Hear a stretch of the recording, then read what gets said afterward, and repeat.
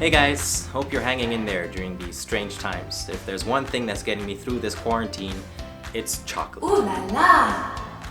So today I wanted to share my favorite chocolate mousse recipe.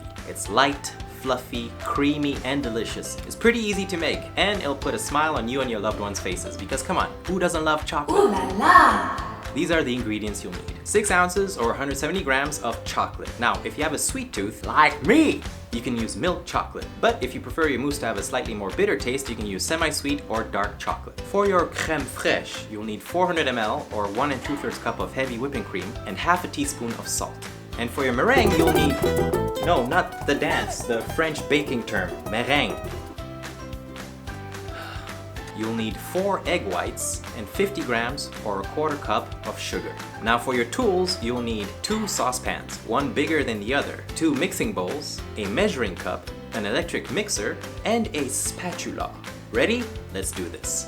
Chill one of your mixing bowls in the fridge for about 10 minutes. In the meantime, put about 1 cup of water in your smaller saucepan and put your chocolate in your big saucepan. We're about to melt your chocolate using a technique the French call a bain-marie, which translates to husband bath.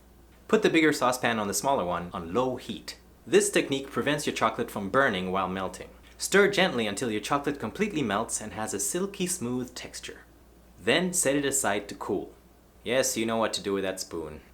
Now it's time to make your crème fraîche. Take your chilled mixing bowl out of the fridge, add in your heavy whipping cream and your salt, and mix this all together on high speed until it forms stiff peaks. The saltiness of the cream is going to balance the sweetness of the mousse. When you're happy with the texture of your whipped cream, put it in the fridge to cool down. Now it's time to make your meringue. No, get out of here!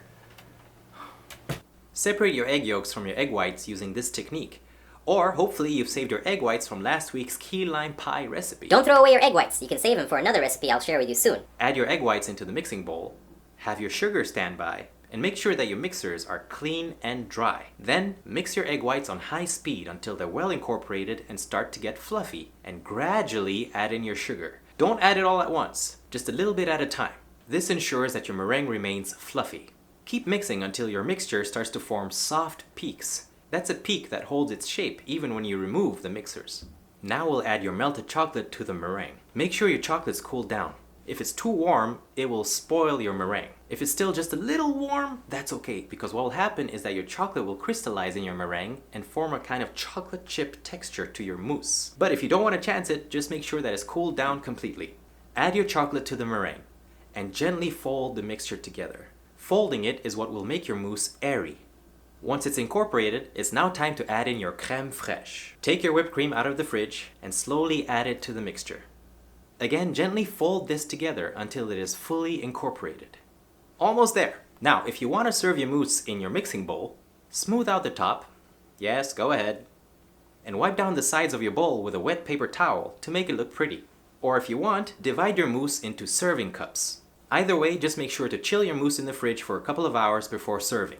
And feel free to top your mousse with some chocolate shavings or sprinkles. And boom! You did it! You made my favorite chocolate mousse recipe. It's light, it's creamy, it's fluffy, it's delicious. And I really hope it puts a smile on you and your loved ones' faces. Good job, stay safe, and see you next time on Baking with Samba.